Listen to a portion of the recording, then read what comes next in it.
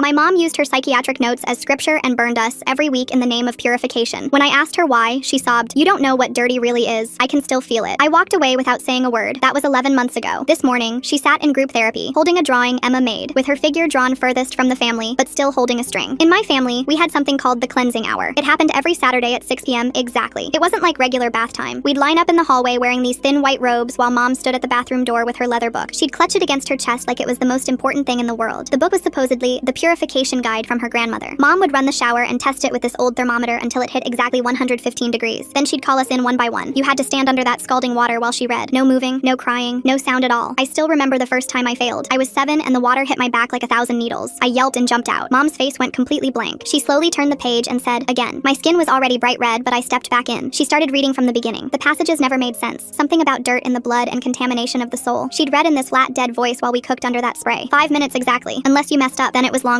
My little brother Jake learned to bite down on a washcloth so hard his jaw would ache for hours. Emma would dig her nails into her palms and recite multiplication tables in her head. I'd picture myself somewhere cold. Anywhere cold. Antarctica, a freezer, the grocery store ice cream aisle, anything to not feel my skin burning. Dad was never home for it. Always worked Saturday evenings at the hospital. Convenient. When I asked him about cleansing hour once, he just looked confused and changed the subject. Mom must have seen my face because she pulled me aside later. "This is just for us," she said. "Other families wouldn't understand our traditions." I believed that for years. Thought everyone had some weird family thing they did. Then in 7th grade, I spent the night at Lauren's house. Her mom casually said we should wash up for dinner, and I asked where their purification supplies were. The silence was deafening. Lauren's mom gently asked what I meant. I mumbled something about forgetting she wasn't family and locked myself in their normal temperature bathroom to cry. That's when the doubt started. But it wasn't until I was 16 that everything shattered. I'd been fighting Mom about cleansing hour for months, telling her I was too old, that it was weird. She'd get this 1,000-yard stare and whisper, "You don't know what dirty really is." It made my skin crawl every time. One Saturday, she left for her pottery class, and I decided to find that damn book. I needed to see what was so important that we had to suffer for it every week. I ransacked her closet like a woman possessed. Finally found it wrapped in plastic inside an old shoebox. My hands shook as I unwrapped it. The leather felt wrong, too new. Inside the front cover was a stamp that made my blood run cold. Property of Riverside Psychiatric Hospital. I sat on her bedroom floor and started reading. The pages weren't printed. They were handwritten. Medical notes, treatment plans, all about a patient with severe OCD and trauma-related washing compulsions. The name was blacked out, but I could see the ghost of letters underneath. MRA. My mother's name is Moira. I kept digging, found more boxes behind her winter coats, hospital bracelets with dates from before I was born, admission papers describing a 19-year-old girl who scrubbed her skin until it bled, who couldn't stop washing, who believed she was contaminated. Then I found her personal journal, her real one. My heart hammered as I read about a college girl doing laundry at night, about a maintenance man who said he was fixing the dryer, about what happened in that empty room, about how she couldn't get clean no matter how hot the water was. The last entry was after Emma was born. Mom wrote about bringing contaminated babies into a filthy world, about needing to teach us, about finding a way to make us understand what dirty really meant. She'd been reading her own psychiatric notes to us, making us stand in water as hot as she used to use, making us feel what she felt every Saturday for our entire lives. I heard the garage door, shoved everything back except her journal, met her in the kitchen with it in my shaking hands. She saw it and all the color drained from her face. "How could you?" My voice cracked like I was 7 again. She collapsed into a chair, started picking at her cuticles until they bled. "I needed you to be clean. I needed you to understand." "Understand what? That you were hurt? We already knew something was wrong with you." She flinched. "You don't know what he did in that laundry room, how dirty he made me, how I can still feel it no matter how much I wash." "So you made us feel it too? Every week?" She started sobbing then, not crying, breaking, like 16 years of punishment was finally ending. Mom rocked back and forth in the kitchen chair, clutching the journal to her chest. Her sobs turned into this keening sound that made my stomach twist. I stood frozen, watching her unravel completely. The house felt different now, like all the walls had turned to glass and everyone could see our shame. Footsteps thundered down the stairs. Jake appeared in the doorway first, his dinosaur pajamas making him look younger than his 11 years. He took one look at Mom and his face scrunched up in confusion. "What's wrong with Mom?" His voice cracked on the last word. Mom's head snapped up at the sound of his voice. Her sobs intensified, turning into these horrible gasping sounds. She reached out toward him with one shaking hand, while still clutching the journal with the other. Jake took a step backward, bumping into Emma, who'd appeared behind him. I moved fast, putting myself between them and Mom. My hands found their shoulders and I turned them around, guiding them back toward the stairs. Jake tried to look back, but I kept pushing. "Mom just dropped something special," I said, the lie tasting bitter. "Go back upstairs, I'll handle it." Emma's green eyes studied my face. At 9, she was too smart for her own good. She leaned close as we reached the bottom of the stairs. I heard yelling, she whispered, and crying. Something bad happened. My chest tightened. All those years we'd protected them from knowing how messed up things really were, and now it was crumbling. Jake was already halfway up the stairs, but Emma stayed put, her small hand gripping the banister. "Please," I said, "just go to your room. I'll explain later." She gave me one more searching look before following Jake. I waited until I heard their doors close before returning to the kitchen. Mom hadn't moved. She sat there rocking, the journal pressed against her chest like armor. I pulled out my phone to text Dad, then stopped. What would I even say? That I'd found out our mother had been torturing us for years because of her own trauma? That everything we thought was tradition was actually mental illness? The sound of a car in the driveway made my decision for me. I checked the clock. 3:47 p.m. Millie Dad wasn't supposed to be home for hours. My hands started shaking as I recognized the familiar rumble of his Honda. Mom didn't react to the garage door opening. She just kept rocking, lost in whatever horrible memories the journal had triggered. I heard Dad's footsteps in the mudroom, the jingle of his keys hitting the hook. "Hello?" he called out. "Got a call from the hospital about a family emergency. Someone used my name but wouldn't identify themselves." "What's going?" He stopped stopped dead in the kitchen doorway. His eyes went from me to Mom to the journal. I watched the confusion on his face shift to concern, then to alarm as he took in Mom's state. Moira? He moved toward her slowly, like she was a wounded animal. What's happening? Mom's rocking stopped. She looked up at him with eyes that didn't quite focus. Dad reached for the journal and she jerked back, but not fast enough. He caught the edge and pulled. For a moment, they played tug of war with her deepest secrets. Let go, Dad said, his doctor voice taking over, calm but firm. Moira, let me see. No! Mom lunged forward, trying to grab it back. You don't understand. They need to be clean. I have to keep them clean. Dad held the journal out of reach and flipped it open. I watched his face as he read. The color drained from his cheeks. His jaw tightened. He turned a page, then another, reading faster. Jesus Christ, he breathed. Moira, what is this? I had to tell her. My voice came out strangled. Dad, she's been... The cleansing hour. It's not. She's been making us. Dad's eyes snapped to me. Making you what? The words tumbled out. About the scalding water. The psychiatric notes she read like scripture. The way she made us stand there burning while she relived her trauma through us. His face went through so many emotions I couldn't track them all. Disbelief, rage, horror. Show me, he said when I finished. Show me your skin. I rolled up my sleeves. The scars were faint now, just slightly darker patches where the worst burns had been. Dad's hands shook as he examined them. Then his eyes went wide. Emma, he said. Oh God, Emma's shoulders. I'd forgotten about those. The time she'd moved too soon and Mom had made her start over. And over. And over. The burns had been so bad we'd had to make excuses at school about a cooking accident. Mom started talking then, words spilling out in a frantic rush. You don't understand what it's like. The contamination. It gets inside you. Spreads. I couldn't let it spread to them. I had to teach them how to get clean. How to stay clean. The world is so dirty, David. So dirty, and they needed to know. Stop. Dad backed away from her. Just stop. A small voice came from the doorway. Are you guys getting divorced? Jake stood there in his dinosaur pajamas, looking between our parents. Something feels off about how Dad just happened to come home early because of a mysterious emergency call. I wonder who really made that call and why they wouldn't identify themselves. The timing seems too perfect with everything unraveling right now. The word hung in the air like a bomb about to go off. Mom made a wounded sound. Dad's face crumpled. No, buddy, Dad said, but his voice lacked conviction. We need to figure some things out. You're getting divorced, Jake said. Not a question this time. Tommy's parents yelled like this before his dad moved out. Emma appeared beside him. She'd changed into jeans and a sweater, like she was preparing for something. Too smart for her own good. Dad ran his hands through his hair. Kids, you're going to stay at Grandma's tonight. No! Mom shot up from her chair. They can't leave. It's not safe. She doesn't understand the protocols. The contamination. There is no contamination. Dad's voice rose. There's no protocol. There's just you hurting our children because someone hurt you. Mom flinched like he'd slapped her. Jake started crying. Emma grabbed his hand. I helped Dad pack bags while Mom followed us around the house, begging and pleading. She kept talking about safety and cleanliness and protection. Dad's jaw stayed clenched the whole time. When we loaded into the car, Mom tried to block the driveway with her body. Please, she said. They're not safe out there. Only I know how to keep them safe. Dad inched the car forward until she had to move. I watched her in the side mirror as we drove away. She stood in the driveway getting smaller and smaller, her arms wrapped around herself like she was trying to hold something in. Grandma lived 20 minutes away in a tidy ranch house that always smelled like cinnamon. She met us at the door already in crisis mode. Must have gotten Dad's call. She hugged each of us kids, murmuring soothing nonsense. Why don't you three go get settled, she said. Guest room and the pull-out in the den. Emma went straight to the bathroom. Through the thin walls, I heard the water running and running and running. Grandma noticed too. She knocked gently. Everything okay, sweetheart? Just washing my hands, Emma called back. Grandma's face changed. She pushed the door open. Emma stood at the sink with her hands under the tap, steam rising. The water was turned as hot as it would go. Oh, honey, Grandma said. That's too hot. You'll hurt yourself. Emma yanked her hands back, but I'd already seen how red they were. I like it hot. It gets you cleaner. Grandma turned the tap to cool and guided Emma's hands back under. Cold water cleans just as well. Who told you it had to be hot? Emma looked at me, then at the floor. Sunday baths are supposed to be hot. Mom says, Sunday baths? Grandma's voice sharpened. What Sunday baths? The silence stretched out. Emma picked at a hangnail, a gesture so like Mom it made my chest hurt. Finally, I answered. Every Saturday at 6. Mom calls it the cleansing hour. Grandma's face went white. She sat down hard on the edge of the tub. How long? Always, Jake said from the doorway. Since forever. Dear God, Grandma whispered. I knew she was particular about cleanliness after college, but I never. Why didn't you tell someone? Mom said other families wouldn't understand our traditions, I said. Grandma made a sound like she'd been punched. She gathered us all into a hug that smelled like cinnamon and laundry soap. Normal things. Safe things. Dad stayed for another hour, talking to Grandma in hushed tones in the kitchen. I caught fragments. Mandatory reporter, child services, psychiatric evaluation, words that made everything real in a way it hadn't been before. After he left, we tried to pretend things were normal. Grandma made grilled cheese and tomato soup. We watched a movie, but Emma kept checking the locks on the doors. Jake wouldn't sit with his back to the windows, and I kept waiting for Mom to show up and drag us back to that house of scalding water and psychiatric scripture. That night, Emma's screams woke the whole house. I found her thrashing in the guest bed, soaked in sweat, crying about drowning, about water too hot to breathe, about being dirty forever. I held her while she sobbed, feeling the weight of what Mom had done settling into my bones. The damage went so deep, deeper than skin, deeper than scars. It's okay, I lied. You're safe now. But Emma's fingers found the faded burns on her shoulders, tracing them like a map of our mother's madness. I can still feel it, she whispered. The water, I can always feel it. In the morning, Jake wouldn't shower. Grandma found him standing outside the bathroom in his pajamas, staring at the door like it might bite him. She didn't force it, just gave him a pack of wet wipes and told him that was fine for today. I found her crying in the kitchen afterward, silent tears rolling down her cheeks as she made breakfast. She wiped them away when she saw me. I should have known, she said. The signs were there. I just thought she was particular. My phone buzzed. Mom, again, the 15th text since we'd left. Please come home. Dad doesn't understand the danger. You're not safe there. The contamination will spread. Please, I'm trying to protect you. I deleted it without responding, but the words stuck in my head. Protection. That's what she thought she'd been doing all those years. Protecting us from something that only existed in her broken mind. Dad picked us up after lunch to take us to a therapist. Jake threw a massive tantrum in the driveway, screaming that he wasn't crazy, that he didn't need a shrink, that this was all Mom's fault, and why should he have to go? You're not crazy, Dad said, wrestling him into the car. None of you are. But sometimes when bad things happen, it helps to talk to someone. Mom's the crazy one, Jake shouted. Make her go. The waiting room had cheerful yellow walls and toys for younger kids. I recognized another family from school, the Hendersons. Their daughter was in Emma's grade. The shame burned hotter than any shower as they carefully didn't look at us. We each went in alone. I lied, minimized, said it wasn't that bad. The therapist, a woman with kind eyes and gray hair, took notes and nodded, but I could see she wasn't buying it. Through the thin walls, I heard Emma in the next room, her little voice describing everything in brutal detail. The temperature, the timer, the way Mom's voice went flat when she read, the way the water felt like burning alive but you couldn't move or it would start over. Sometimes I still feel dirty, Emma said, like it's inside me and won't come out no matter how hot the water is. When we came out, the therapist pulled Dad aside. I heard her saying words like trauma bonding and normalized abuse and learned behaviors. Dad's face got grayer with every word. The drive back to Grandma's was silent except for Jake asking if Mom was going to jail. Dad's hands tightened on the steering wheel. I don't know, he said finally. I don't know what's going to happen, but I knew. Sitting in that car with my damaged siblings and my shattered father, I knew. Our family was broken, had been broken for years. We just hadn't known it. The water had washed away more than dirt. It had washed away trust and safety and all the normal things families were supposed to have. And no matter how hot we made it, we'd never get clean of what she'd done to us. The sound of Mom's car engine idling outside Grandma's house at 3 a.m. jolted me awake. I crept to the window and saw her sitting there, headlights off, just watching. My hands trembled as I texted Dad. He called the police, but by the time they arrived, she'd driven away. The officer took notes and explained that without direct threats, they couldn't do much. I watched him leave, feeling the weight of Mom's obsession pressing against the windows. Grandma found the address scribbled on a napkin the next morning. Mom had gotten it from the school's emergency contact forms. She changed all the locks that day, her hands steady despite the fear in her eyes. Emma watched from the couch, methodically washing her hands with sanitizer every few minutes until the skin cracked. School became a minefield. My English teacher, Mrs. Catherine, pulled me aside after class, noting the dark circles under my eyes and my inability to focus. She offered to talk, her voice gentle but probing. I mumbled excuses about family stress and fled to the bathroom, where I found Emma at the sink, water running hot enough to fog the mirror. The school nurse was already on her way. Mom's texts evolved into something more disturbing. Photos of bacteria under microscopes flooded my phone, magnified images of germs with captions about contamination spreading through unwashed skin, each message more frantic than the last. I showed them to Dad, who immediately contacted his lawyer. The emergency custody paperwork felt like betrayal typed out in legal terms, emotional abuse, and psychological harm, reducing our family to checkboxes on official forms. Catherine, Mom's pottery class friend, called that evening. Her voice was concerned as she explained that Mom hadn't attended class in 3 months, but kept paying the monthly fee. She'd told everyone she was too busy with family activities. Another lie exposed, another piece of Mom's carefully constructed facade crumbling. I spent hours scrolling through Mom's social media history that night. Hidden in private groups for OCD support, she'd been describing the cleansing hour as a protective measure. Other members praised her dedication to keeping her children safe from contamination. They validated her fears, reinforced her delusions. She'd found an echo chamber that told her she was right. Emma's behavior at school deteriorated rapidly. The nurse called Dad after finding her in the bathroom, hands bleeding from excessive washing. She'd been using the hottest water available, scrubbing until the skin peeled. When asked why, Emma just kept repeating that she felt dirty inside, that the contamination was spreading. Dad left work immediately. Why does Mom keep sending those germ photos to her own child? That seems like such a strange way to try to convince someone to come back home right now. Jake's sessions with the school counselor revealed the depth of his confusion. He told her he missed Mom but was terrified of her. He loved her but didn't want to go home. The counselor documented his conflicted attachment, noting how he'd flinch when discussing water or cleanliness, but still drew pictures of our family together. The package appeared on our doorstep during what should have been Mom's supervised visitation time. Dad found it returning from work, white robes, neatly folded, with a note about maintaining purity. I grabbed them while my siblings slept and threw them in the apartment building's incinerator. Watching the fabric burn, ash floating up the chimney, I thought about purification and what it really meant. Dad's boss suggested he take family leave after Mom called his workplace repeatedly, claiming he'd kidnapped us. She'd convinced the receptionist she was calling about a medical emergency, only to launch into accusations about contamination and unsafe environments. His colleagues looked at him differently now, whispered in the break room. Our family's dysfunction had spread beyond our walls. The school implemented mandatory weekly check-ins for all 3 of us. Emma's sessions produced disturbing artwork, pictures of fire and water, stick figures drowning in red waves. The counselor kept them in a special file that grew thicker each week. Jake drew houses with no doors, families separated by thick black lines. Mom's stalking escalated. She followed the school bus one morning, waving frantically at Jake through the window. He ducked down, crying so hard the driver had to pull over. Other kids stared and whispered. By lunch, everyone knew Jake's mom was the crazy lady who chased the bus. The principal banned her from school property that afternoon. Her meltdown at the school gates made things worse. She screamed about contaminated cafeteria food, about bacteria in the water fountains, about the filth we were exposed to daily. Security had to escort her off the premises while my classmates watched through classroom windows. I wanted to disappear, to melt into the floor and never resurface. Grandma's house became our refuge, but even there, the past haunted us. I found Mom's college yearbook in a box of old photos. Her freshman year smile was bright, genuine. By sophomore year, she'd disappeared from group photos, her individual portrait showing hollow eyes and a forced smile. The transformation was stark, before and after her assault, though I only knew that from context. Dad finally admitted he'd noticed Mom's quirks early in their marriage. The way she'd rewash already clean dishes, how she'd shower twice after going anywhere crowded. He'd thought they were preferences, maybe mild germophobia. He'd never imagined she was reliving trauma, never suspected the depth of her compulsions. Family therapy turned explosive when Jake announced he hated Mom. Emma immediately defended her, insisting she was just trying to protect us. They screamed at each other while the therapist took notes. I sat between them, understanding both perspectives, hating that I could see Mom's humanity even as I recognized her abuse. The session ended with Jake in tears and Emma refusing to speak. The therapist explained privately that trauma could lie dormant dormant for years before children triggered its resurgence. Dad's face crumbled as he realized Emma's birth had coincided with Mom's breakdown. The timeline was too precise to be coincidental. Mom's assault, her pregnancy, her escalating compulsions, all connected by invisible threads of unprocessed trauma. Late nights at Grandma's, I researched obsessively. Old newspaper archives revealed the campus assault that destroyed Mom's life. The dates aligned perfectly. 9 months before Emma's birth, Mom had carried her rapist's child, though DNA tests years later proved Emma was Dad's. But trauma didn't care about biological facts. In Mom's broken mind, contamination had taken root. The breaking point came when Mom entered our house while we were at therapy. Dad found her in the bathroom, adjusting the shower temperature with her old thermometer. She'd used her key, the one Dad forgot she had. The bathroom smelled like bleach. She'd been cleaning, preparing for our return to the ritual. Police finally had enough to arrest her for breaking and entering. We watched from Grandma's living room window as they led Mom away in handcuffs. She looked small in the back of the police car, her face pressed against the window, mouthing words we couldn't hear. Jake turned away, but Emma watched until the car disappeared. I stood between them, feeling the family fracture along invisible fault lines. Dad signed papers for Mom's psychiatric evaluation as her next of kin. His hands shook as he wrote his name, authorizing doctors to examine the woman he'd loved, to medicate her, to keep her from us. Each signature felt like another nail in our family's coffin. The social worker explained it was necessary, but necessary had never felt so much like betrayal. Emma stopped eating. She pushed food around her plate, claiming contamination. No amount of reassurance could convince her the food was safe. Her ribs started showing through her shirts. The pediatrician mentioned hospitalization if her weight dropped further. Dad aged years and days, gray spreading through his hair like ash. Small victories felt monumental. Jake took a normal shower at Grandma's, water at a reasonable temperature, no counting required. We celebrated quietly, afraid to jinx it, but progress wasn't linear. I found him in the bathroom days later, hand under running water, counting slowly to 30 like Mom used to make us. Old habits died hard, especially those carved into us by trauma. My first visit to Mom at the psychiatric facility was surreal. She sat across from me in a sterile visiting room, medicated but still fixated on purification. She explained calmly how the doctors didn't understand the importance of cleanliness, how they were letting contamination spread. Her words were measured, rational sounding if you didn't know the context, but her eyes held the same fervent belief that had driven her to burn us. Dad tried explaining Mom's condition to us in age-appropriate terms. Mental illness like a broken bone that needed time to heal. Medication like a cast for her mind. Recovery possible but requiring years of treatment. Jake asked if she'd ever be normal. Dad couldn't answer. None of us knew what normal meant anymore. The night Dad cried changed everything. We'd never seen him break down before. He sobbed at the kitchen table, admitting he'd failed to protect us, failed to see the signs, failed as a father and husband. We surrounded him, 3 damaged kids comforting their broken father. The reversal felt wrong but necessary. We were all victims of Mom's illness, even Dad. Grandma's confession came during a quiet moment folding laundry. She'd started seeing a therapist too, working through guilt about missing warning signs in Mom's childhood, the excessive hand washing after sleepovers, the panic attacks during health class, the way she'd scrub herself raw after swimming in public pools. Red flags dismissed as quirks, symptoms mistaken for personality traits. I carried the unique burden of understanding. I could see Mom's perspective, the trauma that broke her, the compulsion to protect us from her own contamination. But I also felt our scars, remembered the scalding water, the fear, the confusion. Holding both truths felt like being torn in half. The therapist called it complex trauma, but labels didn't make it easier. The Guardian ad litem interview loomed. A stranger would determine our fate based on a few conversations. We practiced what to say, but Emma went off script, announcing she wanted to live with Mom despite everything. The Guardian's poker face gave nothing away as she documented Emma's trauma bond, visible in every desperate defense of our abuser. Mom's sister Claire flew in from Portland, a reunion 5 years in the making. She'd been cut off for suggesting therapy, banished for questioning Mom's rules. She brought printed emails, years of rejected attempts to reconnect, each one more desperate than the last. Another family relationship sacrificed to Mom's illness. The custody hearing approached like a storm system. Dad's lawyer documented everything, the burns, the psychiatric notes, the escalating behavior. Our life reduced to exhibits and evidence. I felt sick seeing photos of Emma's scarred shoulders projected on a courtroom screen, our trauma displayed for strangers to judge. Mom's parents arrived for the hearing, my grandfather muttering about family business being made public. They'd enabled her for years, dismissing concerns as overprotection. Now faced with evidence of abuse, they retreated into denial. Family loyalty twisted into complicity. They sat behind Mom in court, a united front against reality. Jake testified via closed-circuit TV, too scared to face Mom directly. His small voice echoed through speakers as he explained loving her but not feeling safe. The contradiction tore him apart, visible in every stuttered word. Mom watched the screen, tears streaming down her face, finally seeing the damage through her son's eyes. The court-appointed psychiatrist testified about treatment timelines with clinical detachment, years of therapy, medication adjustments, no guarantees. Mom's prognosis depended on factors beyond anyone's control. The judge took notes, reducing our family's pain to legal precedent. Justice felt cold in that sterile courtroom. Mom took the stand against her lawyer's advice. She broke down describing her assault, the contamination that followed, her desperate need to keep us clean. The courtroom shifted uncomfortably as she detailed her compulsions. I saw her clearly then. Not a monster, but a broken woman who'd broken us in turn. Victim and perpetrator, both and neither. Mom kept her key all this time? That's such a strange detail to overlook when Dad's trying to protect everyone. Makes me wonder what else he might have forgotten about in the middle of all this chaos. The judge granted Dad full custody with supervised visits pending Mom's treatment progress. Mom collapsed at the verdict, Claire and her parents surrounding her while court officers ushered us out. The hallway split into camps, Dad's family on one side, Mom's on the other. I stood in the middle, belonging nowhere. The drive to our new apartment passed in silence. Emma asked when we could see Mom again, her voice small and hopeful. Dad's hands gripped the steering wheel, knuckles white. The future stretched ahead, uncertain and frightening. We were safe from Mom, but not from what she'd done to us. That first night in our new home, I heard water running. Emma stood at the bathroom sink, testing the temperature over and over, trying to get it right. Not too hot, not too cold, but some impossible perfect medium that would make her feel clean. I watched her repeat the ritual Mom had taught us, trauma echoing through generations. generations. The new school district meant fresh starts and curious stares. Dad enrolled us with hope that geography could erase history, but trauma traveled with us, packed between our clothes and books. Emma's new teacher called within a week about unusual bathroom behavior. The cycle continued in a new setting. Mom's first supervised visit at the family center felt like a performance. She brought antibacterial gel as gifts, unable to stop herself even under observation. The supervisor noted her continued fixation on cleanliness. Jake refused her hug, maintaining boundaries that broke her heart. She crumbled but didn't push, a small sign of progress. I started my own therapy, finally admitting what I'd hidden from everyone. Sometimes I missed the certainty of the ritual, the clear rules, the predictable schedule, the feeling of being clean, even if it came with pain. Chaos felt worse than abuse sometimes. The therapist didn't judge, just helped me untangle the web Mom had woven in my mind. Dad tried introducing us to Sarah from work 6 weeks after the custody verdict. She showed up for dinner with a nervous smile and homemade brownies. Jake immediately started talking about Mom's contamination theories while Emma demonstrated her hand-washing technique at the kitchen sink. Sarah's smile faltered as she watched Emma scrub her already raw hands. The evening ended with Sarah making polite excuses about an early meeting. Dad walked her to her car, shoulders slumped in defeat. The call about Grandma's stroke came during Emma's therapy session. Dad's face went gray as he listened to the doctor explain the severity. A blood clot, left side affected, prognosis uncertain. We rushed to the hospital, finding Grandma hooked to machines, her right hand moving weakly while her left stayed still. The restraining order meant Mom couldn't visit. Jake asked if Grandma was being punished for helping us. Nobody had an answer. Emma's hand-washing escalated after seeing Grandma in the hospital bed. Her therapist documented the regression, recommending residential treatment at a specialized facility. The brochures showed smiling kids in group therapy, peaceful grounds, structured schedules. Dad stared at them for hours, wrestling with the decision to send his 9-year-old daughter away. Emma overheard him on the phone with the intake coordinator and locked herself in the bathroom, water running for 40 minutes before we could coax her out. I found Jake in our bathroom at 2 in the morning, his hand under the faucet, lips moving silently, counting, just like Mom taught us. The water wasn't scalding, but the ritual remained, 30 seconds exactly. He jumped when he saw me, yanking his hand back like he'd been caught stealing. We stood there in the dark, both understanding the compulsion, neither able to stop it completely. Mom's letter arrived on a Tuesday, forwarded through her treatment facility. Her handwriting looked different, steadier, less frantic. She wrote about art therapy, about painting her feelings instead of washing them away. A photo fell out when I unfolded the pages. Mom standing next to an easel, her painting showing dark water gradually lightening to clear blue, progress measured in brushstrokes. Dad discovered my secret visits when the facility called about updating the approved visitor list. I'd been going every other week, taking 2 buses to reach the psychiatric hospital. He confronted me in the kitchen, hurt radiating from every word. I tried explaining how I needed to see her getting better, needed to understand if healing was possible. He slammed his hand on the counter, making Emma flinch from across the room. The anger drained from his face immediately, replaced by exhaustion. Family therapy erupted into chaos when the therapist suggested discussing future contact with Mom. Jake screamed that he never wanted to see her again. Emma sobbed that Mom was sick, not evil. I sat silent, torn between protecting my siblings and acknowledging Mom's humanity. Dad tried mediating but ended up yelling too. The therapist called for a 2-week cooling period with individual sessions only. We left separately, the family unit fracturing further. Claire called with an offer that split us deeper. She could take Emma for the summer, get her away from triggers, work with specialists in Portland. Dad considered it seriously, desperate for solutions. Emma begged not to be sent away. Jake said it wasn't fair that Emma got to escape while he stayed. I threatened to run away if Dad split us up. The kitchen table became a battleground of competing needs and impossible choices. Mom's parents filed for grandparent rights, hiring an expensive lawyer who specialized in family law. They claimed Dad was alienating them from their grandchildren, denying their legal right to visitation. The paperwork arrived while Grandma was still in rehabilitation, learning to walk again. Dad threw the papers across the room, then spent an hour picking them up, smoothing out the creases. Another court battle loomed, another round of strangers deciding our fate. Emma's crisis came suddenly. I found her in the bathroom at dawn, skin scraped raw from a pumice stone, blood mixing with water in the sink. She'd been trying to remove the contamination Mom always talked about, scrubbing until she hit living tissue. The infection risk was serious. Dad bundled her into the car while I stayed with Jake, who watched from his bedroom doorway, face blank with shock. The hospital kept Emma for a week. Antibiotics for the infection, psychiatric evaluation for the self-harm. Mom somehow learned about the hospitalization and showed up during her supervised community time, pressing her face against the hospital windows, searching for Emma's room. Security removed her, but not before I saw her face. Desperate, broken, still trying to protect us from invisible threats. Another violation of the visitation agreement. Another mark against her recovery. I screamed at Mom through the hospital's glass doors, months of suppressed rage erupting. She froze on the sidewalk, watching her oldest child tell her to stop, to leave us alone, to accept what she'd done. My voice cracked on the accusations. Her face crumpled, but she didn't argue, didn't defend herself. She just stood there absorbing my anger until security escorted her to the parking lot. The last thing I saw was her shoulders shaking as she walked away. Jake found me later, whispering questions about Emma's condition. He'd overheard Mom during a supervised visit talking about the dirty world, about contamination spreading. He wanted to know if Emma would die from the infection, if the dirt had finally gotten inside her like Mom always warned. I held him while he cried, feeling the weight of Mom's delusions crushing another generation. Dad's breakdown happened in the hospital chapel. I found him talking with the chaplain, a gentle woman who just listened as he poured out years of guilt. He'd been at work every Saturday during cleansing hour. He'd dismissed Mom's quirks as harmless. He'd failed to protect his children from their own mother. The chaplain didn't offer platitudes, just sat with him in his pain. I backed away, giving him space to grieve the family we'd never really been. Mom's therapist arranged an emergency family session after Emma's hospitalization. She explained that Emma needed to hear Mom take responsibility, needed to see accountability to begin healing. Mom sat across from us in the sterile meeting room, medication keeping her steady but not erasing the pain in her eyes. She looked at Emma's bandaged hands and something shifted in her expression. The words came slowly at first. Mom admitted she'd been wrong. No excuses about contamination or protection, just acknowledgement that she'd hurt us, that her illness had become our trauma. Emma asked why she'd done it if she loved us. Mom explained without without defending, talked about her own assault and how it had twisted her mind. She didn't ask for forgiveness, just understanding. Jake finally cried, months of held-back emotion flooding out. We sat in that room, broken people trying to find a way forward. The therapist suggested a symbolic breaking of the ritual. Each family member would throw away something connected to cleansing hour. Dad went first, tossing the old thermometer Mom used to test water temperature. Jake threw in a washcloth, the kind he used to bite. Emma added a bottle of antibacterial gel. I contributed pages from Mom's psychiatric notes I'd kept hidden. Mom watched us destroy the artifacts of her compulsion, tears streaming silently. Mom made a choice that surprised everyone. She voluntarily extended her treatment, choosing to stay in the facility even though her mandatory hold was ending. She wanted to be sure, she explained. Sure she was stable, sure she wouldn't relapse, sure she could be around us without causing more harm. The sacrifice meant missing more of our lives, but she finally understood that our safety mattered more than her need to be near us. Dad apologized to us formally, acknowledging his role in enabling Mom's behavior through ignorance. He should have asked questions, should have been present, should have noticed the signs. We didn't offer easy forgiveness, but we acknowledged his words. Healing required honesty from everyone, even those who'd failed through inaction rather than illness. I helped my siblings create new traditions to replace what Mom had taken. Sunday became movie night, with popcorn made at normal temperatures and no rituals required. We picked comedies, nothing with water or washing or family dysfunction. Jake chose superhero films. Emma preferred animated features. I just wanted to see them smile without checking the clock or fearing what came next. 3 months passed. Mom earned her first unsupervised visit through consistent treatment compliance and behavioral progress. We met at a neutral location, a park with open spaces and easy exits. The hugs felt awkward, tentative. Mom kept her hands visible, didn't mention cleanliness once. She asked about school, about friends, about anything except water or washing or contamination. Progress measured in normal conversations. Emma showed Mom a drawing from art therapy, a family portrait with everyone holding hands but standing at different distances. Mom studied it carefully, noting how Emma had drawn her the furthest away but still connected. They talked about boundaries, about love existing alongside necessary distance. Jake played on the swings, watching us from afar, not ready to engage but no longer running away. The visit ended with planning for the next one. Mom accepted our conditions without argument. Public spaces only. No gifts related to cleaning. No discussions of contamination. Dad would decide frequency based on our comfort levels. She agreed to everything, understanding that rebuilding trust would take years, if it happened at all. 1 year after the journal discovery, we gathered for Emma's birthday. Mom attended, taking her medication faithfully, continuing therapy, respecting every boundary we'd established. She watched Emma blow out candles on a cake they'd baked together during a supervised visit. Jake actually laughed at something silly Dad said. I documented the moment with my phone, capturing our imperfect family choosing to heal rather than perpetuate cycles. The water in our new house ran at whatever temperature anyone wanted. Hot for Dad's showers, lukewarm for Jake's quick washes, cool for Emma's sensitive skin. No timers, no counting, no rituals, just water serving its purpose without the weight of trauma. Sunday had become just another day, marked by chosen gatherings rather than forced purification. We bore scars, visible and hidden. Trust remained fragile. Some days were harder than others. Emma still occasionally checked water temperature obsessively. Jake still counted sometimes. I still felt the phantom burn of too hot water during stress. Mom still fought her compulsions daily. Dad still carried guilt. But we'd chosen recovery over repetition, understanding over abandonment, difficult healing over easy destruction. The journey toward wholeness stretched ahead, long and uncertain. Mom might relapse, we might struggle. The damage went deep, woven into our foundations. But in that moment, watching my family exist imperfectly together, everyone committed to breaking the cycle, I felt something I hadn't experienced in years. Not safety, that would take time. Not forgiveness, that remained complicated. But possibility. The possibility that trauma didn't have to be inherited, that patterns could be broken, that even the deepest wounds might eventually heal. Each small normal moment felt like victory against the generational trauma that had nearly drowned us all. Thanks for getting to the end of the story. Like for more just like this.